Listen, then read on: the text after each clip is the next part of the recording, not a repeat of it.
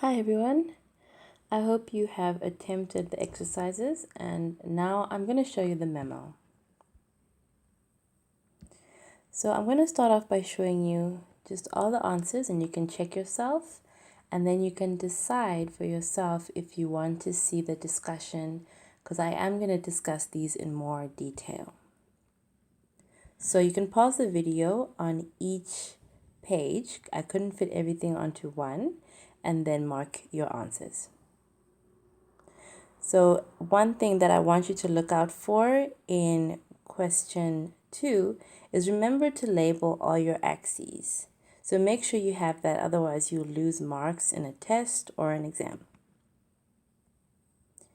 This is your answer for question 3, which is number 17 in the textbook. This is 21A, which was part of my question 4 that I gave you. Note while the axes are labeled, they all have the names, the values, and there's a heading. And then this is B and C. So look out for the same thing. The headings and the labels are important. You will lose marks if they're not there. And if you are rushing off, I just wanted to give you a few extra exercises to look at. So usually, I found that in the past, especially towards tests and exams, students want a little bit more to practice on. So if you would like to practice, these are extra exercises. I'm not going to discuss them, but I will post the memo. So note well, these are just optional. In case you want to get a little bit more practice, the memos will be available on ClickUp. All right, so let us get to the discussion of the memo in a little bit more detail. Okay, so let's start off here with question 1.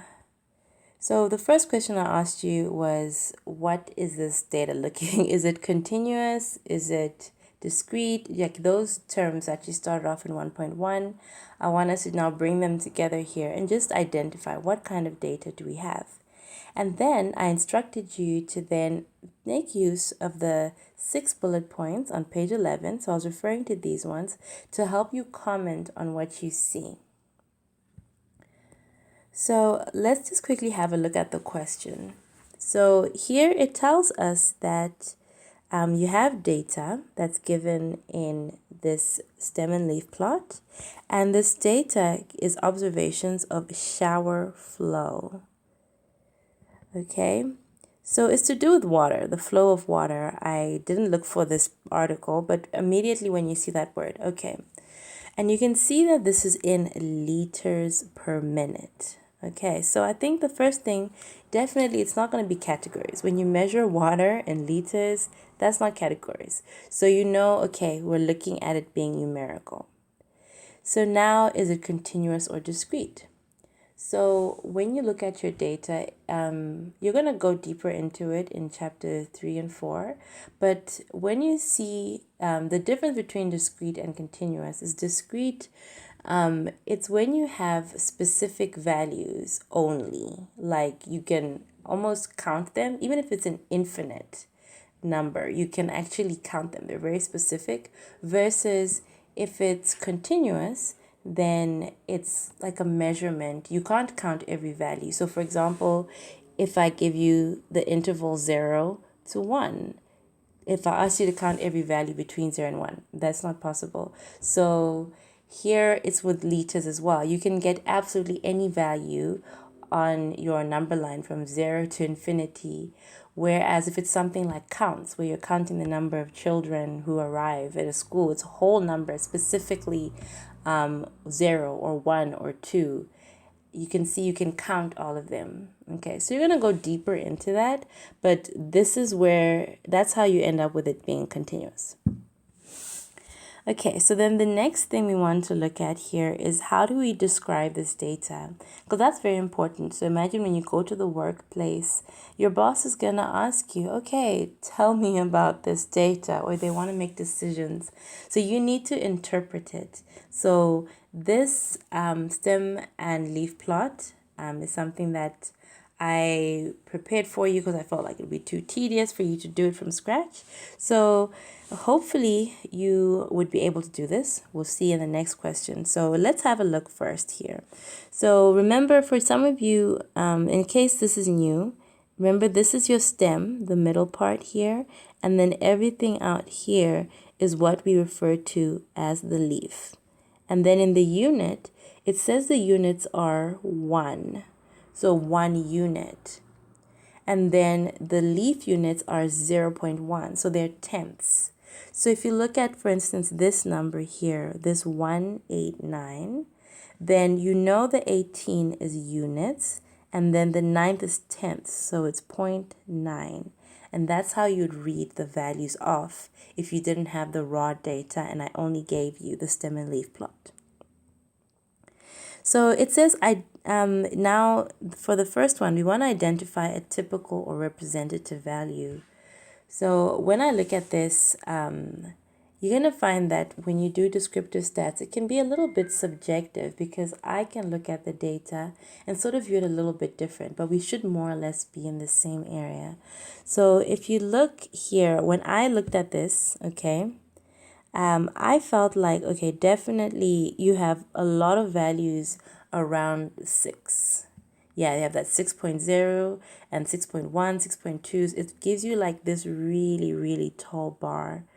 And you have the other values you can already see. If you look here, they're not as frequent, the values in the 5s, 4s, 3s, but the chances now, if you were to pick a random observation of it being in this bar, is quite high because most of the values tend to fall in that region. So that's why I went with saying, okay, any value around 6 should be fine. So anything in that region, because most of your data points, they lie in that area.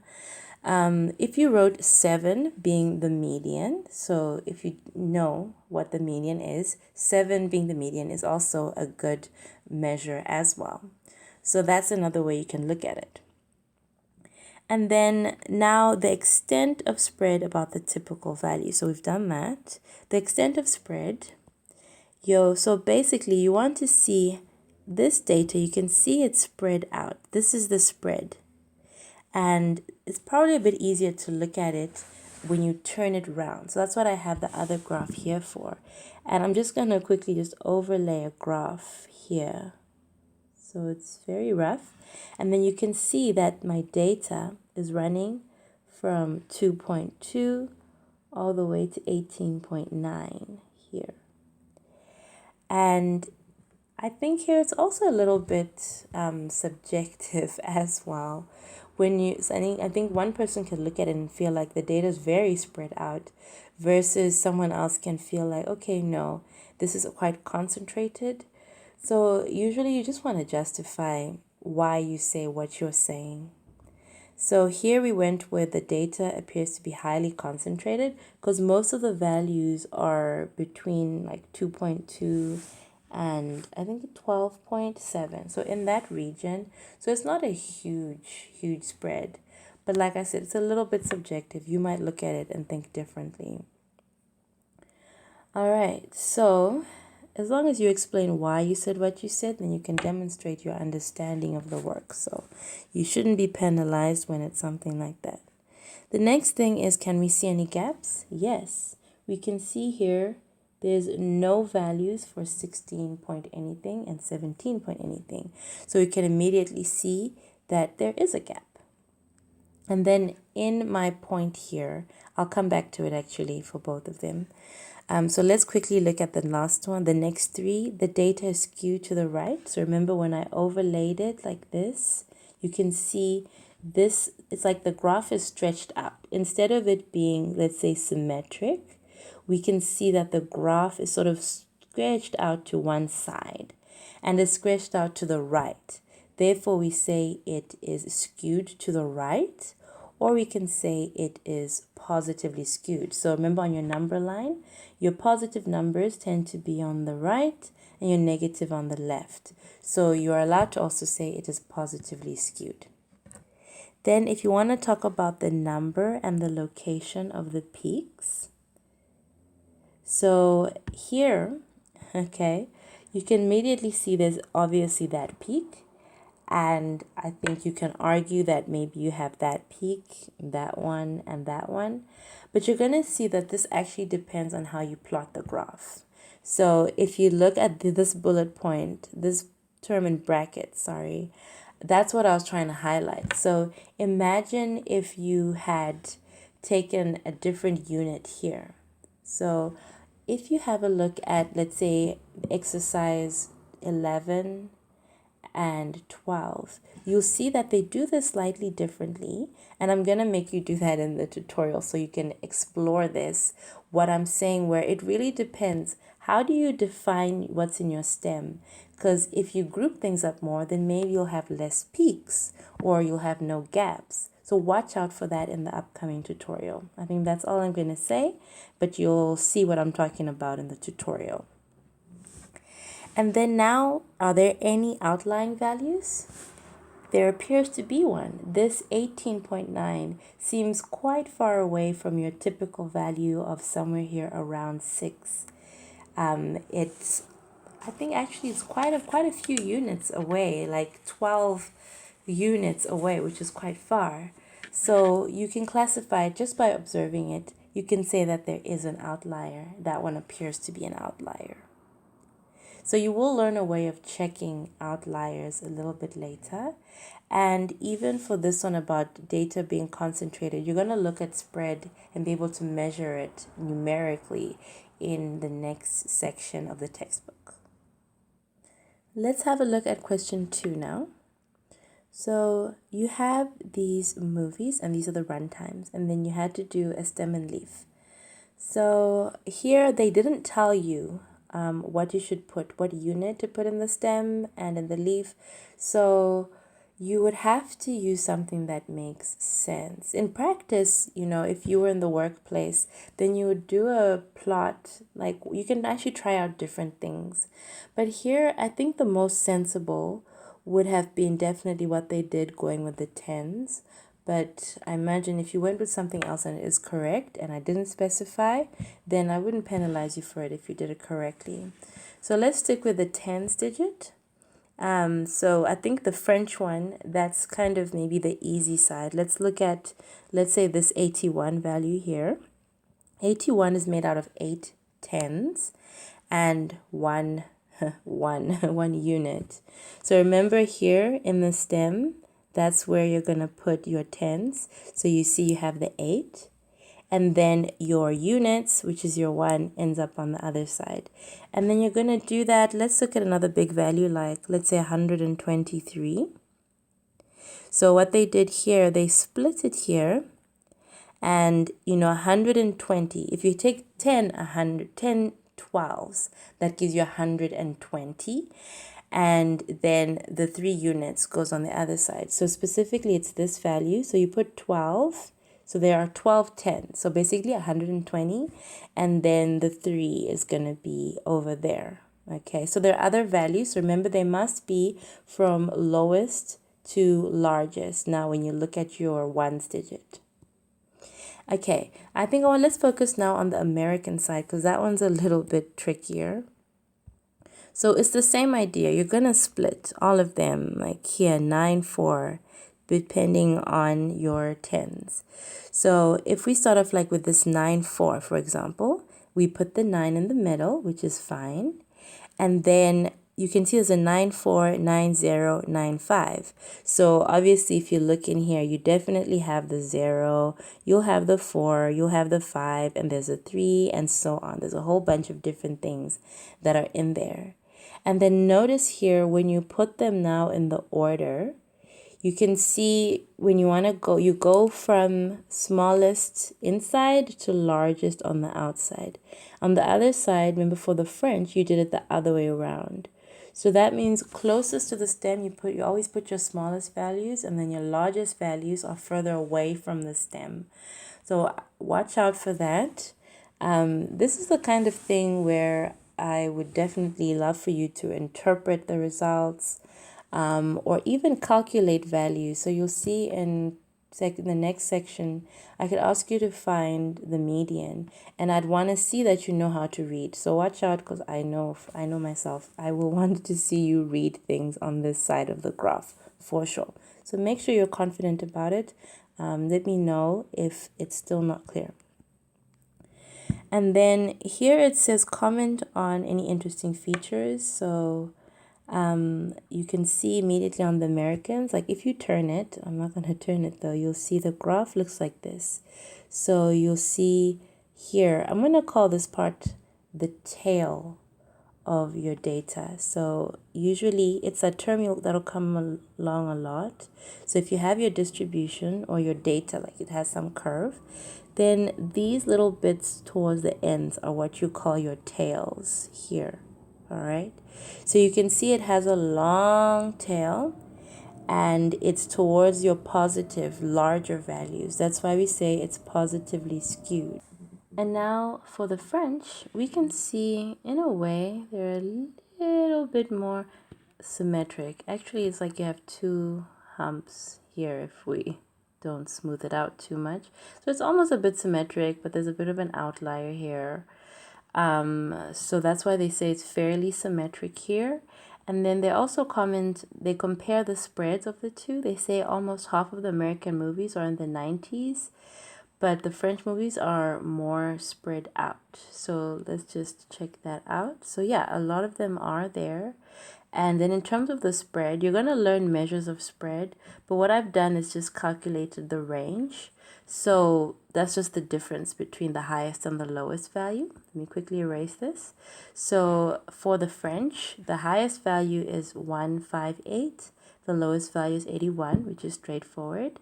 And then the difference is 77, which is what I have down here. And then for the American, okay, the first value we have a 9, so it's 90 something. But remember, the largest value is on the outside, so it's 97, like what I have there. And then this is 16. Remember, it's 1610, so that's actually 160. And then 2 1, so that's 162. And the difference is 65. So just using the range alone, they've decided that oh wait, French movies are more spread out. Okay, so yeah, I think while we're here, let's talk about that. So you can see, oh yeah, the range here is 77 versus 65. Yeah, and they say the French movies are more spread out. Okay. So you will learn though in the next chapter that, okay, the range really isn't the best measure because now we're using like an outlier to do that. But anyway, for where we are now in the chapter, this is acceptable, especially if it's new work to you. But as soon as we've covered the next chapter, then you will need to consider such things. So let's have a look now at question 3. In question 3, they have these herd sizes for giraffes. So they had a sample of 1,570, and then they got the herd size. So I wanted you to find the proportions. And this is really important because it's almost like you're finding probabilities. So when you get to chapter 2, this is going to tie in a lot. When you're looking at relative frequencies, a lot of the times it's actually synonymous with your probabilities when you're looking at a specific data set like this. So the first question says, what's the proportion of the sampled herds? What proportions had just one giraffe? So hopefully what you did is you looked here where you have one giraffe and you saw that, okay, out of the 1,570, 589 had one giraffe only. But now to get a proportion, you need to divide by the total. So that's how you get 589 divided by 1,570. And then this should have been your answer. Pretty cool. And then for B, it says what proportion of the sampled herds had 6 or more giraffes? And this is characterized in the article as large herds. So I'm going to bring it here where we have space. So let's have a look. Okay, what proportion of giraffes had large herds. That's another way. That's what they're saying. So a large herd is one that has 6 or more giraffes. So 6 or more. So if I'm going to cut it there, so I want there up to here. All of these have 6 or more giraffes. So what you could do is you could sum 89 plus 57 plus 55, all of these values, all the way up to the last one, which is what I've done here, and then divided by 1,570, and then you would have gotten 0.218. So that's one way of doing it. But this is super tedious. Hopefully you can see you end up summing so many values. So another way that you can look at this question is, okay, what if I know, I know that the full population is 1,570. So what if I calculate the proportion here and then subtract it from like the whole thing? So the way I'm explaining it is so you can understand pretty much more or less where that 1 comes from. That's how they did the working. So I'm saying here, out of my 1,570, I'm going to subtract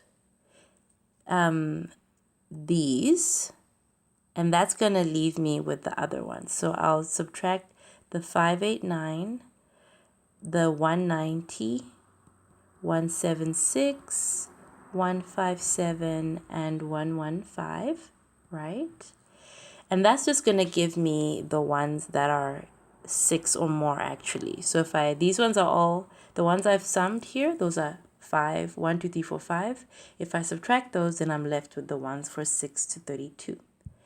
And then if I want the proportion, so I'm going to divide everything by 1,570. So then this is where you'll see the 1 comes in, and then this is the other part there, and you should come to the same answer. So another way of looking at it is proportions are always going to be values between 0 and 1 inclusive.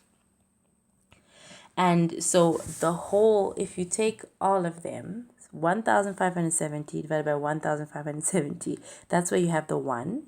And then if you take none of them, then you'll have 0. So what we're saying here is if we find this proportion here, so if we just calculated this part, since we know the proportion, the full proportion should be 1, okay? If you take all the possible values. So you can just say 1 minus that thing as well, if you didn't want to go through it this way. So you still get to 0.218. So this is a concept that's going to come up a lot in statistics.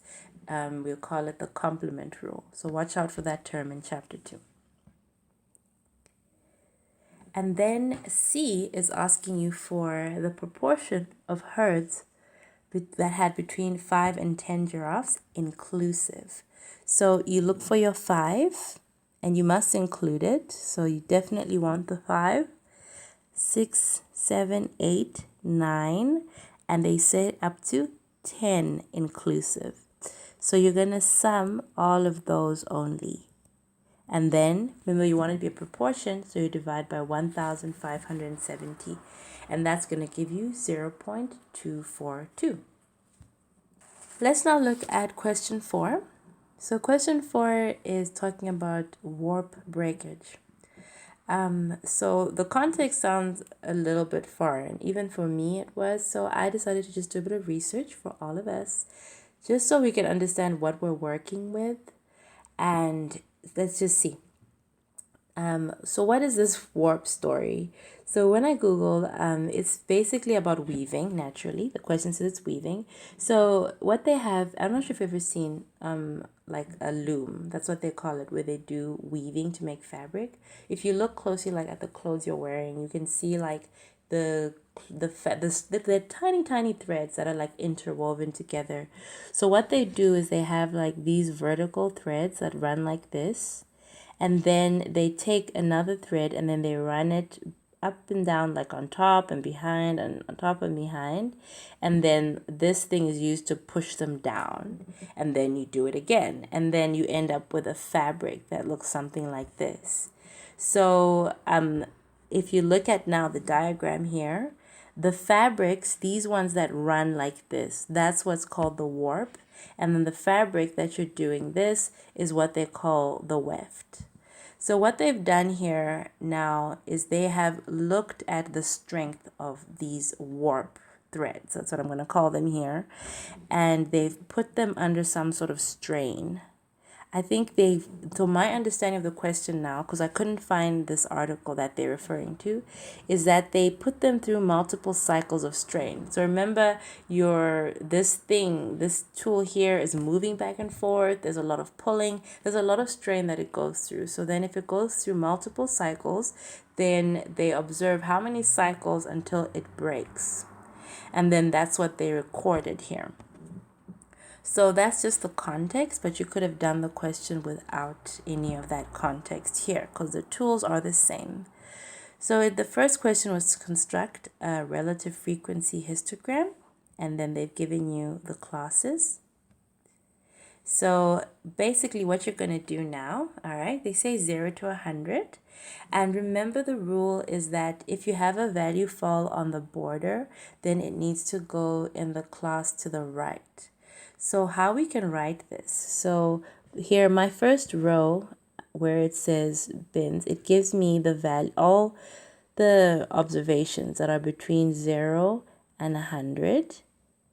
And then if you wanted to write this in more mathematical terms, then this row, we use this open bracket. It's an open interval. So we'd say 0 and then comma 100. I don't know if you've done this already in calculus.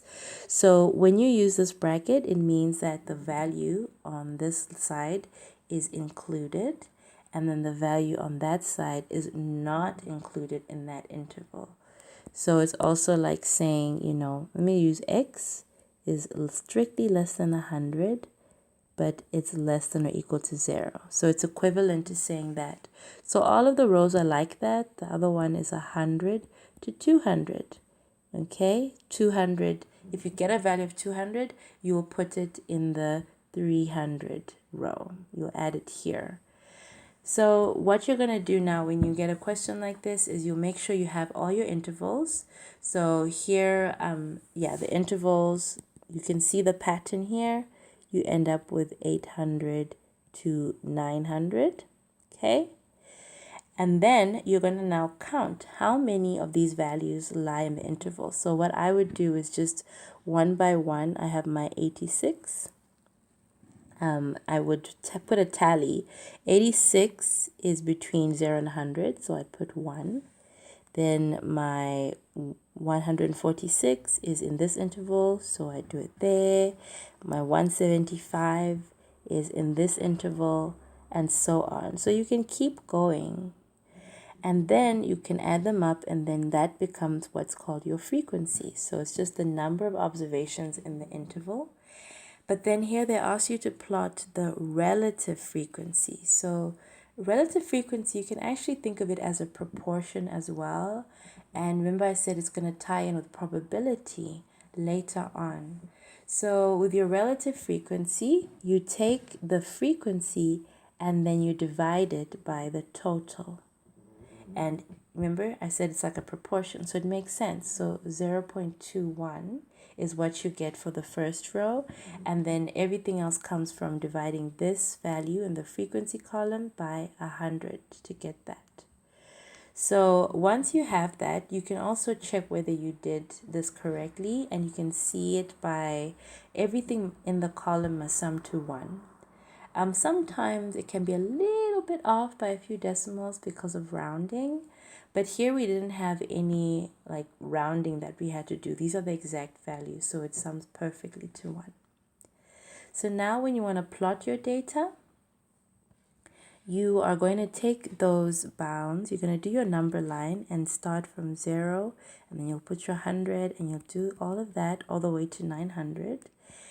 And then in between where you have your 0 to 100, that's where you're going to draw a bar whose height is whatever is in the relative frequency now for the corresponding space.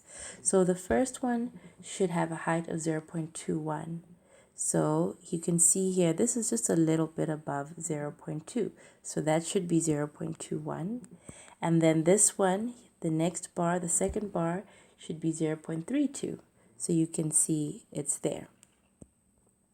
So you'll want to do it, like have some sort of semblance of like the values here. Like don't go and put, for example, let's say 0.1 is here, and then 0.2 is maybe squashed somewhere here, and then 0.3 is all the way up there, because then this gap is supposed to be the same size as that one. So you need to still, even though if it's a sketch, you still need to have it make sense, okay? So try to get some sort of proportion, even when it's on paper and it's a bit of an estimate. So you'll see all the bars, the heights are what's in the relative frequency column. They all have the same thickness because they all represent the same 100 unit interval. And now you need to also make sure that after you've labeled your tick marks, these little things here, then you also label the axes, give it a name. So here I called it cycles of strain. And then this is obviously relative frequency because that's what we were plotting. And then remember to give it a title that explains what's in there. So I literally copied this from the question. So it's better to just give more information than too little if you're not sure what to say, what not to say. So I just copied the whole statement in the question from here. It's the number of cycles, ... That's where I got the title from. And then it says to comment. So you can see immediately that the histogram is skewed to the right. So you can see the tail of your distribution. This is the tail, this end bit here. And you can see it's pretty far on the right. So you say it's skewed to the right. Most of the observations are between 0 and 300. So you can see it in the graph visually. You can also see it here. A lot of the values are there. And then the class holding the most observations is this one here. So in the graph, you can see that it's the tallest one. And if you even look at your table, it's the one with the most observations in there. And then for B, they ask you to do now, what's it called? It's also histogram, but with unequal intervals. So you're going to do this, it's very similar now. So for all of these now, you'll see, we'll calculate the width. So remember, the first interval is for 0 to 50.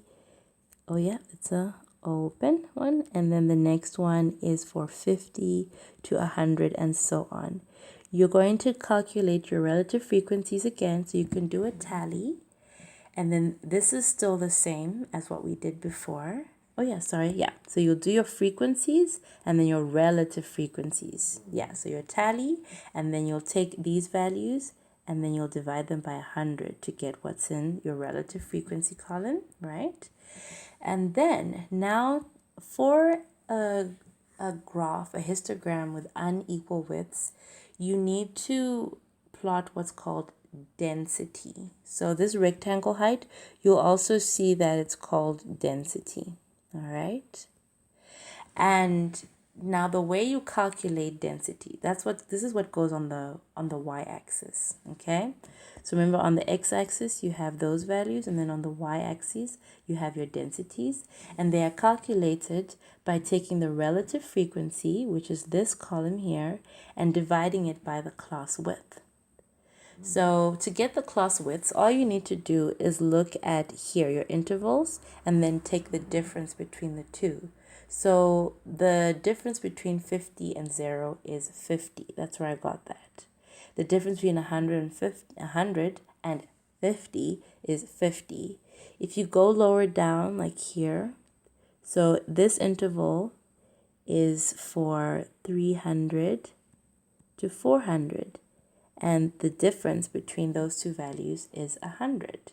Okay, so that's how you get the width, so the class width. And then to get this final value, you'll take the relative frequency divided by the class width, and then that gives you your density. Okay, so you do that for every single value, and then now we're going to plot this column against that one. Before we move on, we can just quickly have a look at the totals. So we can see the frequencies. Obviously, there's 100 observations, so yes, we want 100 there. Relative frequency, remember, if you take all of the proportions and you take all the observations, then you should have 100 divided by 100. So they should be 1 if you sum all of them. So if you've done it correctly, relative frequency should be 1. The class widths here are going to be 900. Why does that make sense? Because we started off from 0 as the lower bound, and then the highest value is 900. So remember, our interval goes from 0 to 900, and the difference between that is 900. And then our densities, notice here, they actually do not sum to any particular value, but that's okay. All right, so there's nothing much we can say about the total for the densities. It is what it is. Maybe one thing you'll want to make sure is with the densities, now that I think about it, they shouldn't be negative. Yeah, because you're taking a relative frequency. Remember, that's always going to be positive. And then your class width, you shouldn't have a negative class width. So that could be something for you to check to see. All right, so now when you draw the graph, I'm looking for the same things. I want you to label the axes and label all the little marks and give me a heading. So the same heading, but here I just said density histogram as opposed to last time. I just said histogram. Here we're saying density histogram. And then we're going to plot those values. So remember I said try to have a scale here. So don't go plotting, 0, 50, and then go and put 300, and then here put 900, because then these gaps don't make sense. Your graph is going to look wrong. You need to be as accurate as possible. And then now the heights are what's in the density column here. So the first one is from 0 to 50, and the height is 0.0016. So it's somewhere above, I think 0.0015 is in the middle. So 0.16 should be a little bit above. And then you'll do the same thing for each and every interval. The first wider interval is the one between 200 and 300 here, right? And so remember, all my values are like this. So remember, it's 150, the value above, and then 200 below. The value above, and then 300 below. Okay, so you can immediately see, I said the widest one it's here. We start getting wider here. So between 200 and 300, that's where you have that 0.026. So you'll see it's about there, 0.026. All right, so you can see how you get these different values. Oh, this one is really wide. It's like 300. So you can even see how big the gap is. And it's really, really small. Like it's almost 0. But they wanted to plot it and show it. So that's why you have that tiny little bar there. So yeah, make sure you have all of these things to get full marks. Then lastly, for C, if weaving specifications require a breaking strength of at least 100 cycles, what proportion of the yarn specimens in the sample would be considered satisfactory? Okay, so remember, if we look at the question, we need to understand when they say that these yarns are satisfactory, what does that mean? Okay, this means that the breaking strength is at least 100 cycles. So let me write your breaking strength is at least 100 cycles. So when we say at least, we are actually saying that's the least value. So in other words, greater than or equal to 100. So note, while greater than or equal to, the 100 is included because we're saying it's the lowest value that we're going to accept. Okay, so whenever you see at least, it's greater than or equal to. So you can memorize that. It's going to come up a lot, and students get confused about that. So just memorize this one. When you have at least, it's greater than or equal to 100. So that means you're going to want to look in here, probably not the best way, and find, okay, what proportion of these values is greater than 100? And since you've already done a frequency, relative frequency stuff, let's go back and see what we can do with what we have. Okay, this one, no, not this density table.